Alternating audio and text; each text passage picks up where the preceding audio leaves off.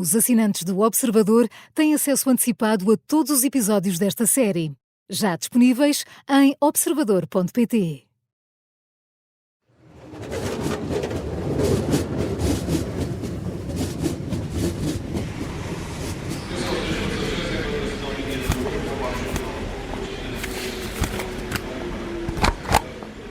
Finalmente, o carimbo no passaporte. Estamos na estação de Santa Apolónia, no centro de Lisboa. São as primeiras horas da manhã e acaba de chegar um comboio vindo de Paris. Um dos passageiros destaca-se. É alto, tem o cabelo escuro bem penteado e veste uma batina preta que não deixa dúvidas sobre o que faz. É um padre. O dia 12 de maio de 1982. É quarta-feira e dentro de poucas horas o Papa João Paulo II aterra em Lisboa para a primeira visita a Portugal. O padre que acabou de sair do comboio é apenas um dos muitos que estão no país para a ocasião.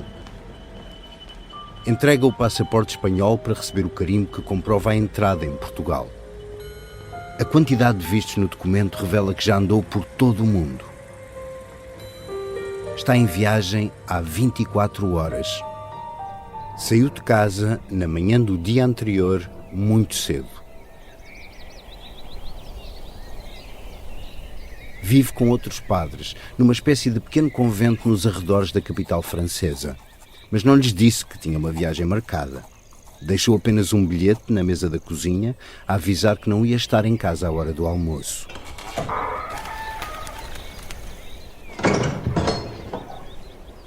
Depois, foi até ao centro de Paris e apanhou o comboio das 9 da manhã, direto a Lisboa. Assim que chega, o padre embarca logo noutro comboio, rumo ao Santuário de Fátima, onde o Papa João Paulo II vai estar à noite pela primeira vez. Por volta das 11 da manhã, já está no destino. Ainda faltam 2 horas e meia para João Paulo II aterrar em Lisboa e muitas mais para chegar a Fátima.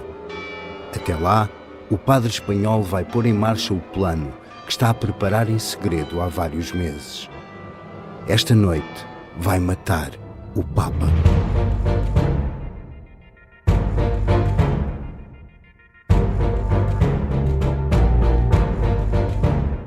Juan Fernández Cron é o segundo homem a planear assassinar João Paulo II no espaço de apenas um ano.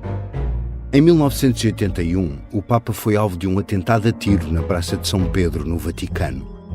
Chegou a ficar em estado crítico, mas acabou por sobreviver. Um ano depois, este padre espanhol de 32 anos não quer falhar. Está a preparar o plano há meses, isolado no quarto. No domingo, celebrou uma missa na Capela de São Francisco de Sales, a pouco mais de 130 km de Paris. No final, avisou os fiéis que ia estar fora durante algum tempo. Mas claro que não explicou porquê. Em todo o mundo, João Paulo II é visto como uma celebridade que revolucionou a Igreja e criou uma nova forma de ser Papa. Mas Cron está obcecado com o comunismo e acredita que este Papa é o anticristo, que está a permitir que uma infiltração de marxistas destrua a Igreja. Por isso, está disposto a matar. Na cabeça do padre espanhol, Portugal é o sítio perfeito para assassinar João Paulo II. É que Fátima está na origem de um misterioso segredo que foi guardado durante décadas num cofre e que une os dois homens. Quando chega ao santuário, traz apenas uma pequena pasta castanha. Lá dentro tem um livro, algum dinheiro e uma faca. Não precisa de mais nada. Não traz uma muda de roupa, nem sequer marcou o hotel. Cron não está só disposto a matar, também está disposto a morrer. Matar o Papa é uma série para ouvir em 6 episódios que faz parte dos Podcast Plus do Observador. É narrada por mim, Pedro Lajinha, com banda sonora original de Rodrigo Leão e participação especial de Adriano Luz na voz de Juan Fernández Cron.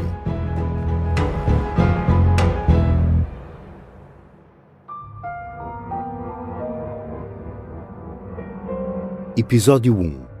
O Anticristo. em Fátima.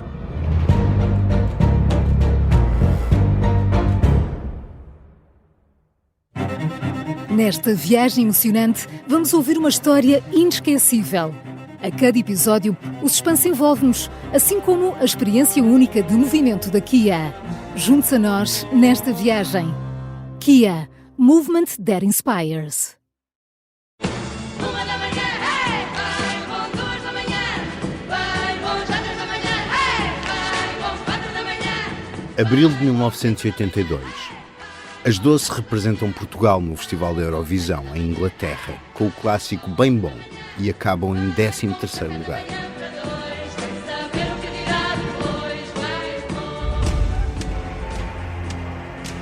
O país vive num clima de tensão política, na ressaca da primeira greve geral cumprida em democracia, apenas 2 meses antes.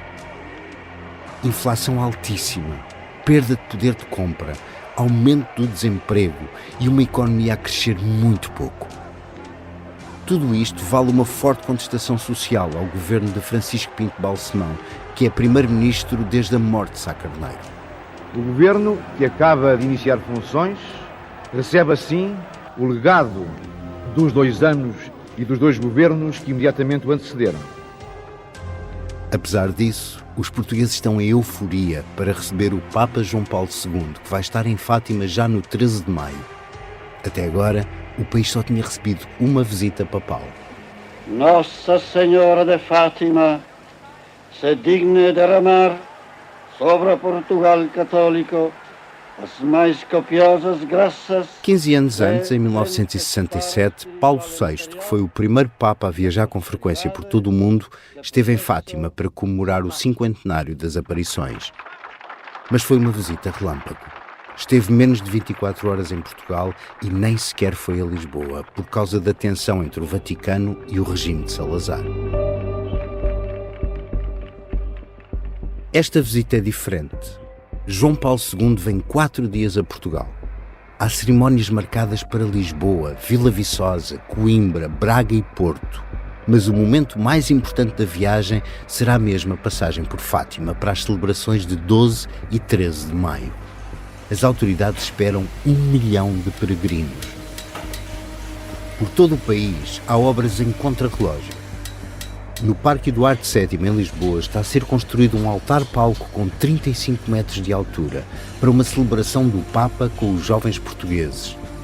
Uma celebração que há de inspirar João Paulo II, anos mais tarde, a lançar a Jornada Mundial da Juventude. Em Fátima, uma das principais preocupações das autoridades é a chegada de centenas de milhares de pessoas ao santuário. É preciso montar uma mega operação de segurança. Só a PSP envia 700 polícias de todo o país, incluindo do Corpo de Intervenção e agentes à civil. E a GNR coloca 500 militares em todas as estradas de acesso ao santuário.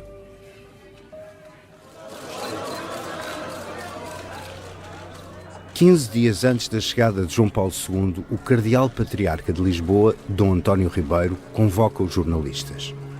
É a primeira vez desde que foi nomeado há 11 anos que dá uma conferência de imprensa. O ambiente é solene.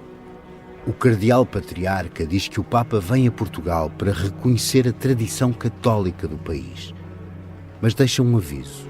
Ao contrário do que muitos esperavam, João Paulo II não vai canonizar os pastorinhos de Fátima.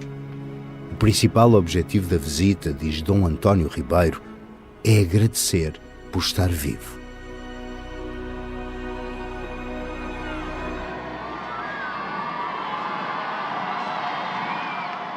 Estamos a 13 de maio de 1981. Deveria ter sido uma quarta-feira como as outras. João Paulo II ia falar aos fiéis no Vaticano.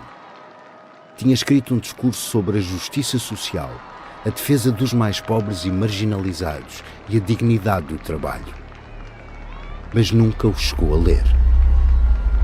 Às 5 da tarde, o jipe que transporta o Papa entra na Praça de São Pedro, cheia para a audiência semanal. E, como sempre, percorre lentamente o recinto para que cumprimente a multidão. João Paulo II está em pé na parte traseira do Fiat branco, apoiado nas barras laterais. Acena aos fiéis e cumprimenta crianças. a multidão está eufórica e grita pelo Papa.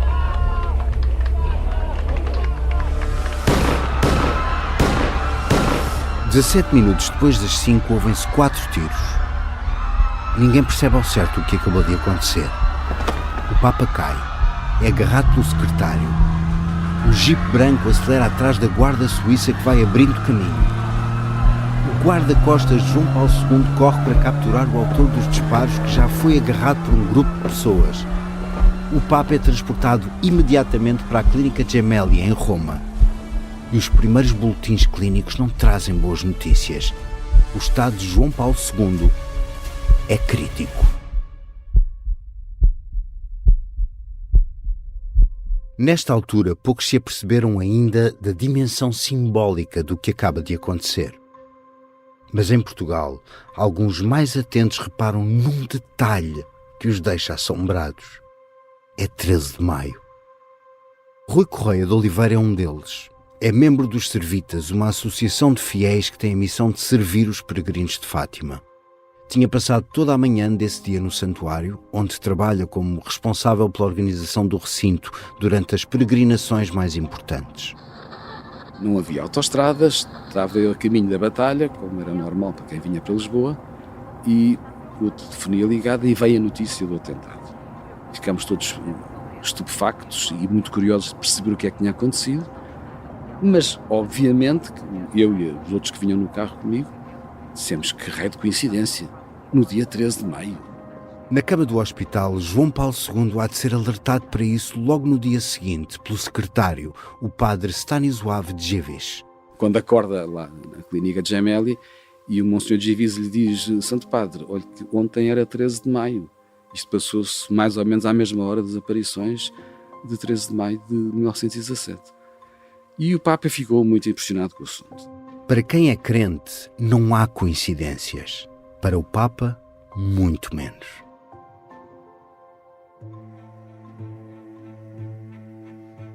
Quando percebe que escapou de uma morte praticamente certa no dia 13 de maio, João Paulo II não hesita em atribuir a salvação à Virgem de Fátima. Para o historiador Marco Daniel Duarte, diretor do Museu do Santuário de Fátima, o atentado frustrado na Praça de São Pedro é o marco a partir do qual a vida de João Paulo II fica para sempre ligada à história e ao mistério de Fátima.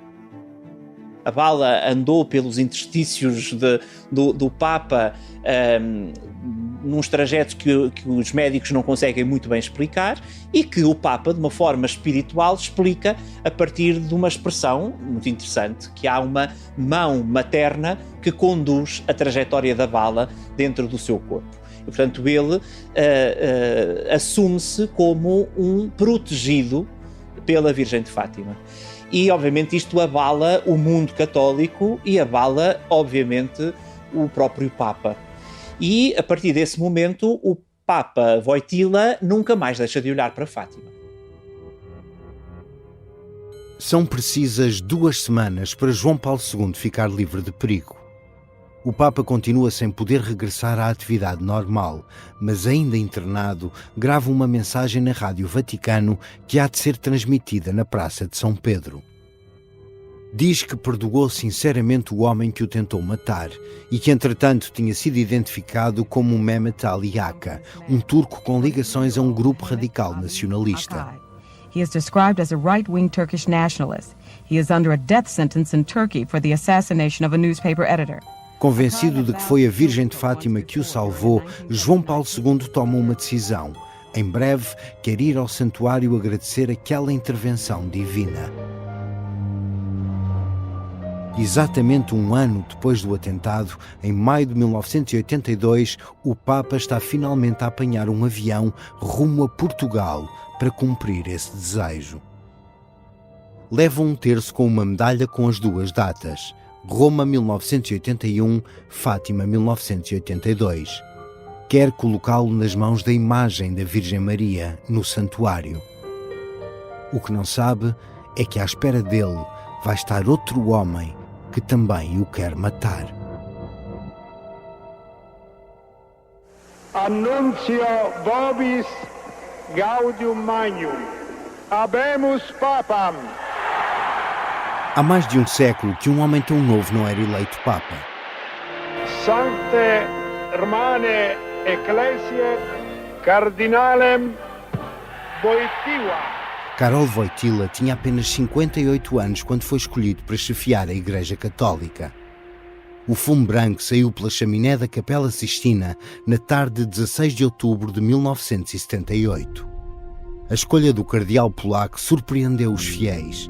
Além da idade, era o primeiro não-italiano em quase 500 anos e o primeiro Papa da história a vir de um país da Europa de Leste, dominada pelo comunismo e por Moscovo. Como arcebispo de Cracóvia há mais de uma década, Wojtyła era um dos bispos mais influentes do Bloco Soviético. Escolheu o nome João Paulo II e em menos de nada transformou-se numa estrela mundial. Listen to his voice. Do not be afraid. Do not be afraid. Open up your hearts to Christ. A figura carismática, a capacidade para falar em público, o destaque que dava aos jovens e as viagens que fez a quase 130 países ajudaram a torná-lo uma celebridade. É isso que explica o padre Peter Stilwell, responsável pelo diálogo interreligioso no Patriarcado de Lisboa, que tinha estado a fazer um doutoramento em Roma no ano da eleição. O Papa João Paulo II projetava a sua voz, tinha jeito de ator, era capaz de controlar ali uma multidão imensa de gente. De vida eterna! De vida eterna! Mas havia outra razão para João Paulo II ser um Papa diferente. Danzig is incorporated into the Reich, and all Europe is aflame. World War II is a reality. Nazi regulars move up. Quando a Alemanha nazi invadiu a Polónia e deu início à Segunda Guerra Mundial, Wojtyła tinha 19 anos e estudava filosofia em Cracóvia. Chegou a ser operário em minas de pedra e numa fábrica de produtos químicos. Começou a estudar num seminário clandestino em 1942, durante a guerra, e foi ordenado padre 4 anos depois, já na Polónia comunista.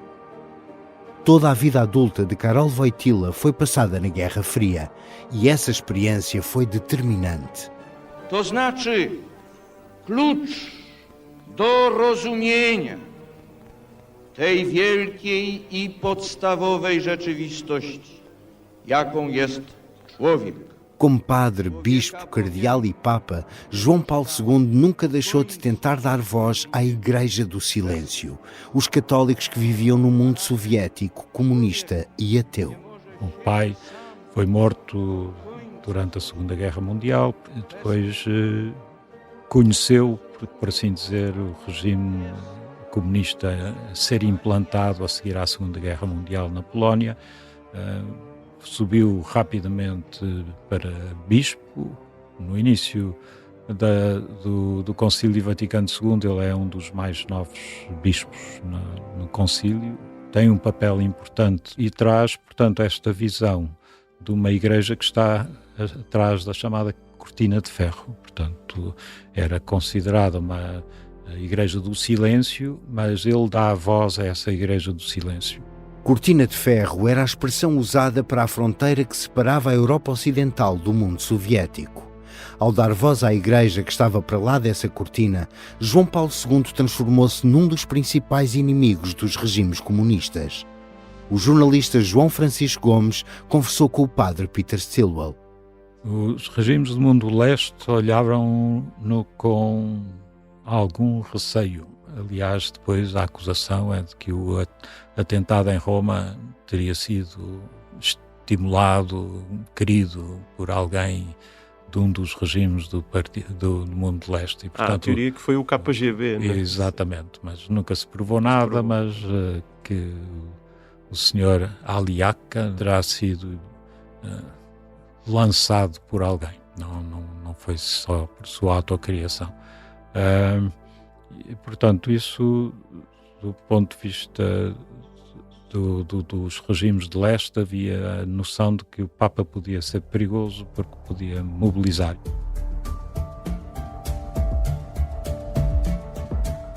Nunca foi possível ter a certeza das motivações do atentado de 1981.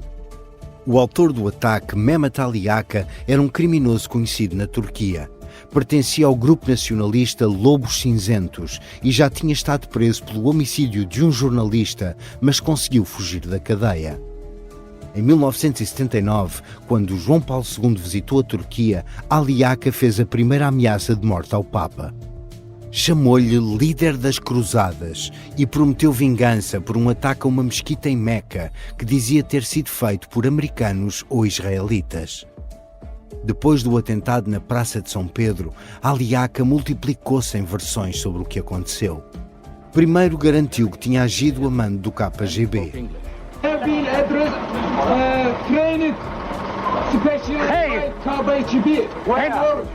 Moscou estava furioso com a eleição de um Papa de um país socialista. Era preciso matar o inimigo. Mais tarde, rejeitou a teoria soviética e deu uma nova explicação. Afinal, tinha sido uma conspiração interna. Padres e cardeais dentro do Vaticano é que tinham decidido que era preciso matar o Papa. Mas esta justificação também não seria definitiva. 30 anos depois do atentado, o turco avançou uma terceira tese. Disse que tinha sido o Ayatollah Khomeini, líder da Revolução Iraniana de 1979, a ordenar o homicídio do Papa em nome de Allah.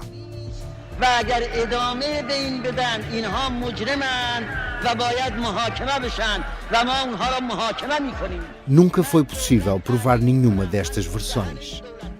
Mas há uma certeza. João Paulo II podia ser aclamado em todo o mundo, mas também tinha muitos inimigos.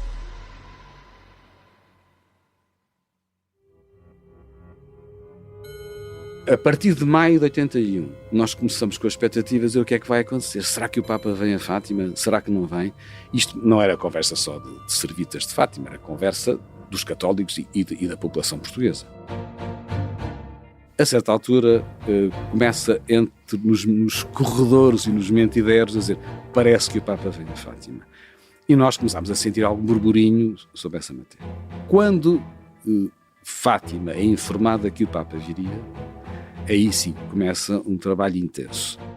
É só no final de fevereiro de 1982, com menos de 3 meses de antecedência, que a visita de João Paulo II a Portugal é oficialmente confirmada. Acontece durante uma visita do primeiro-ministro Francisco Pinto Balsemão ao Vaticano, numa altura em que o Parlamento português debate a despenalização do aborto e o PSD está a ser criticado por estar contra, ao lado da Igreja. Rui Correia de Oliveira é um dos responsáveis por preparar a passagem de João Paulo II por Fátima.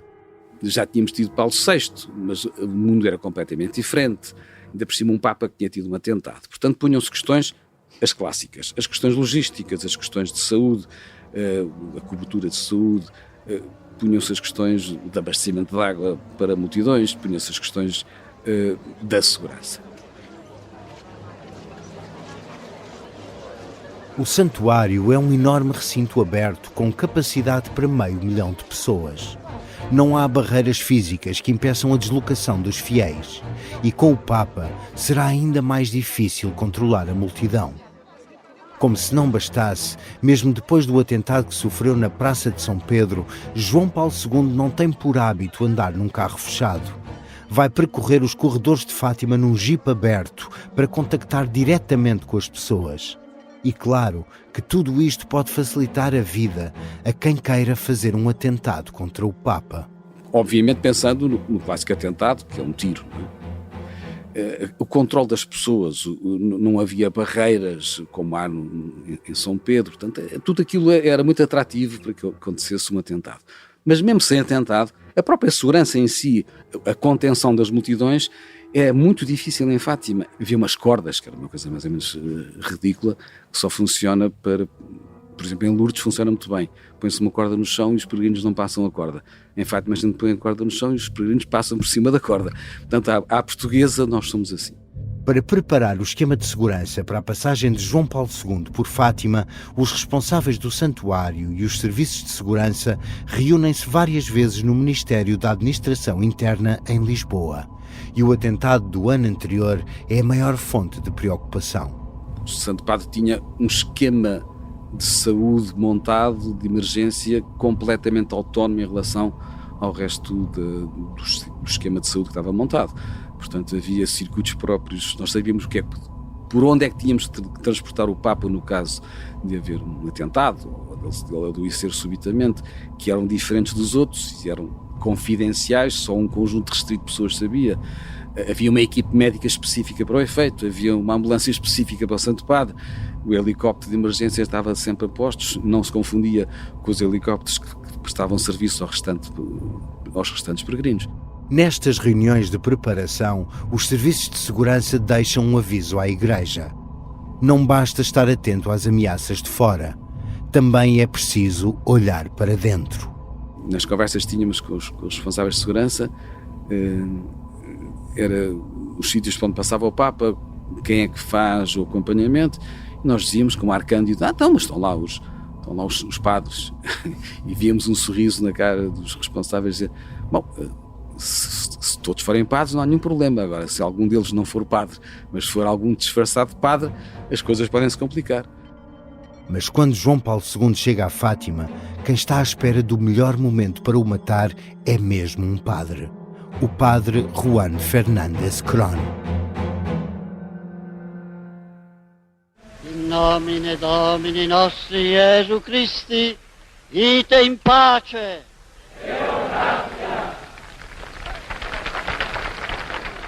8 de dezembro de 1965. A Praça de São Pedro está cheia. É o último dia do Concílio Vaticano II. Estão aprovados e assinados os muitos documentos que resultaram de uma reunião que durou 3 anos e que juntou em Roma todos os bispos do mundo. No total foram quase 3.000. O Papa Paulo VI encerra o concílio com a consciência de que está a começar a história de uma nova Igreja Católica. O impacto mais visível é a mudança na própria missa, que deixa de ser celebrada em latim com o padre de costas para os fiéis e passa a poder ser feita nas línguas de cada país. Lecture des Actes des Apôtres. En ces jours-là, les apôtres restés à Jérusalem, ayant appris que la Samarie avait fait bon accueil à la parole de Dieu, e envoyèrent en mission Pierre et Jean. Mas a reforma foi mais profunda. Tão profunda que houve um bispo que decidiu que era preciso resistir. Sommes persuadés que le bon Dieu est avec nous et qu'un jour la vérité se fera, peut-être bientôt. O líder da resistência conservadora chama-se Marcel Lefebvre e um dos discípulos mais fervorosos que o vão seguir é Juan Fernández Crón. Lefebvre é um arcebispo francês missionário que passou grande parte da vida religiosa em África e que no início da década de 60 foi escolhido para superior-geral da Congregação do Espírito Santo. Participa no Concílio Vaticano II, mas faz parte da minoria que vê naquelas reformas a ameaça do modernismo. E um dos grandes perigos é o de reduzir a autoridade do Papa e com isso condenar a Igreja à irrelevância. Como lembra o padre Peter Stilwell, há um documento do concílio que choca especialmente com as ideias de Lefebvre, aquele em que a Igreja defende que os Estados permitam liberdade religiosa aos cidadãos. O Lefebvre foi um dos que votou contra isso. Ele tinha sido missionário, tinha sido um papel importante nos padres espiritanos, na missão em África. Toda a estrutura mental dele era que aqueles que não eram batizados iriam para o inferno e, portanto... Era preciso batizá-los à força e, portanto, isto agora dizer que vale tudo era ir contra a doutrina da Igreja. Fora da Igreja não havia salvação, era preciso dizer isso alto e bom som. Para Lefebvre, esta era a conclusão mais inaceitável do concílio. O arcebispo francês achava que só havia uma verdade, a da Igreja, e ela devia ser imposta pelo Estado. Mas para o cardeal Wojtyła, aquela era a conclusão mais importante do concílio, porque o futuro Papa João Paulo II vem da Polónia, onde a Igreja é perseguida por um regime comunista e ateu. Ali só poderia haver católicos se houvesse a liberdade religiosa que a Igreja agora passava a defender. São posições irreconciliáveis. Marcel Lefebvre não aceita as transformações na Igreja e tem de fazer alguma coisa para as combater.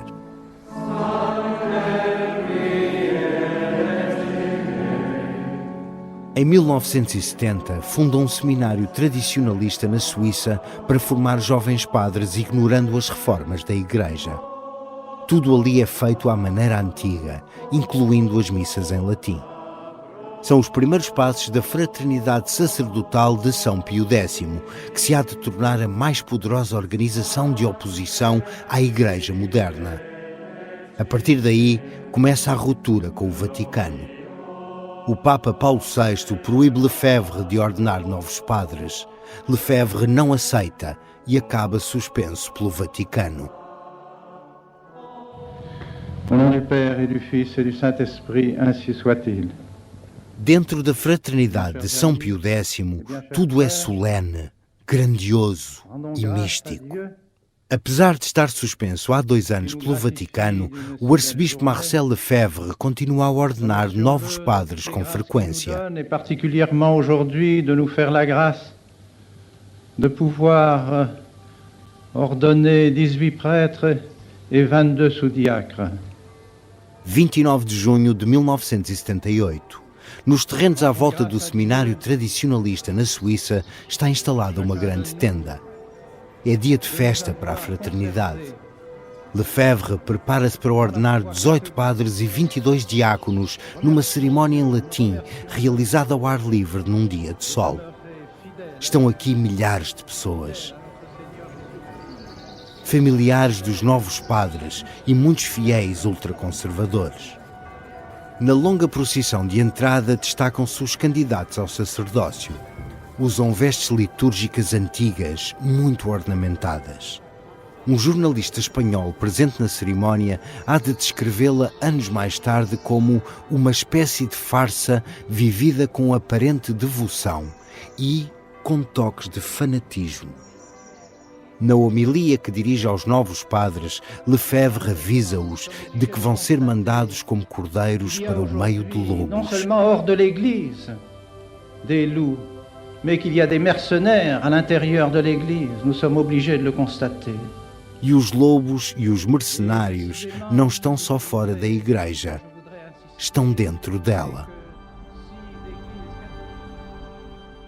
Entre estes novos padres está Juan Fernández Crón. Tem 28 anos e passou os últimos 4 a estudar teologia no seminário de Lefebvre. Depois de sair da faculdade em Madrid, bateu a várias portas. Cresceu na Espanha de Franco e sempre foi conservador. Estado totalitário armonizará en España el funcionamiento de todas las capacidades y energías del país. Mas nos últimos anos tinha-se tornado um obcecado militante anticomunista. Além disso, era profundamente católico e estava desiludido com o Concílio Vaticano II. Foi em Lefebvre que encontrou refúgio. Decidiu tornar-se padre, mas não um padre qualquer. Queria ser um padre ao serviço do combate contra o modernismo e contra o comunismo.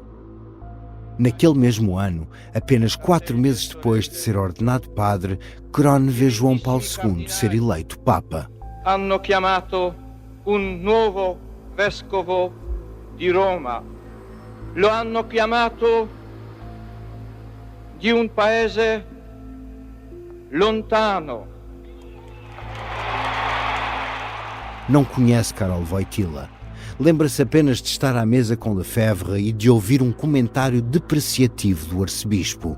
Wojtyła é um padre da paz, ou seja, um padre do regime comunista. Nesta altura, a fraternidade de São Pio X ainda não rompeu totalmente com o Papa. Aliás, continua a dizer-se fiel a Roma, apesar de não cumprir nenhuma das sanções que lhe foram impostas. Lefebvre diz que as punições não são válidas e que, em consciência, continuará a celebrar com o rito antigo e a rezar pelo Papa.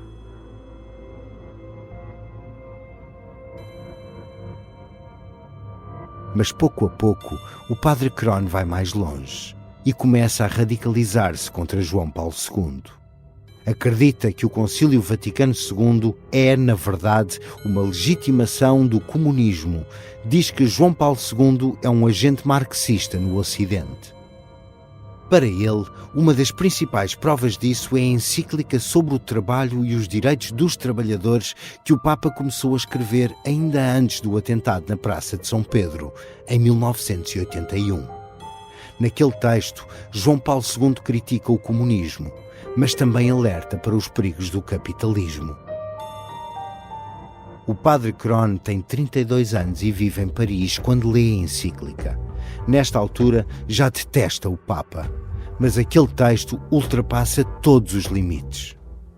Algum tempo depois, quando explicar as razões que o levaram a decidir atacar João Paulo II, Cron há de descrever a encíclica como sendo de clara inspiração marxista.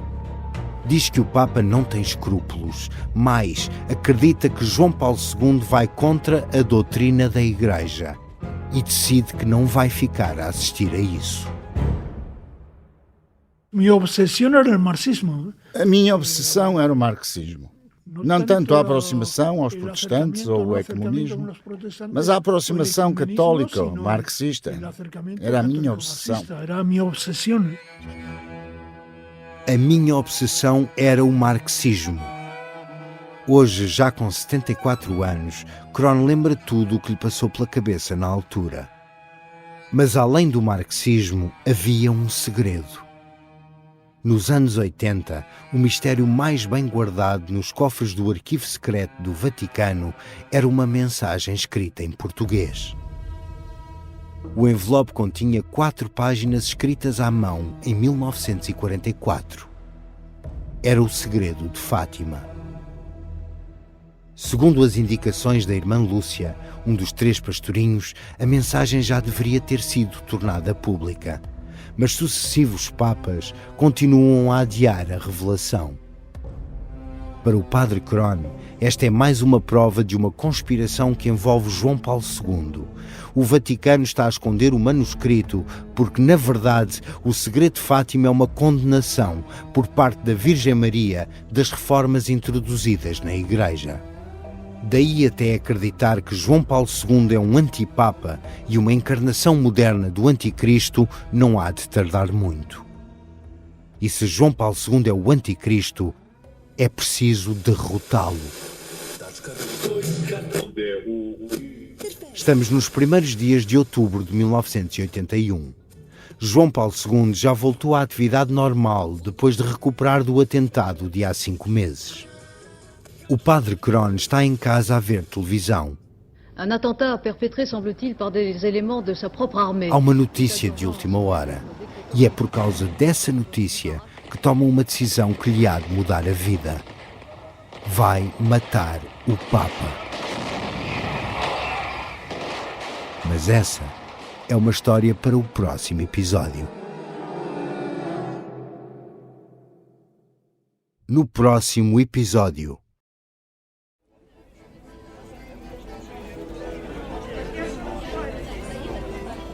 Encontra a arma perfeita numa feira de antiguidades. É uma baioneta antiga do princípio do século. Dirá mais tarde que a intenção era espetá-la no coração do Papa. Mas Cron não sabe como fazê-lo e precisa de praticar. Em segredo, fechado no quarto, treina várias vezes em frente ao espelho para descobrir a melhor forma de esfaquear João Paulo II.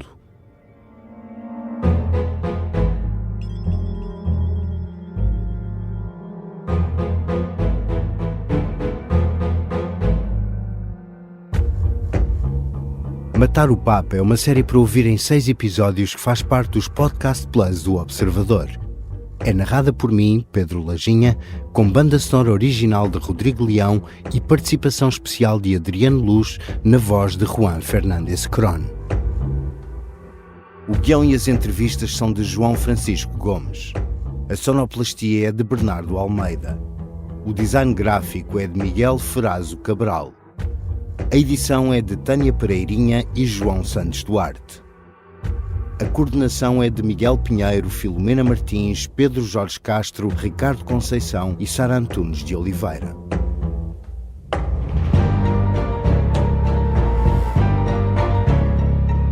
Neste episódio ouvimos sons do arquivo da RTP e outros retirados do YouTube. ouvimos ainda um certo da música bem bom das 12.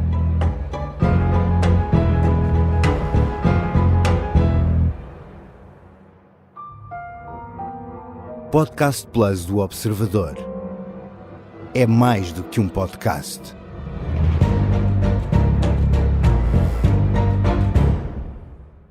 Os Podcast Plus do Observador têm o apoio da Kia.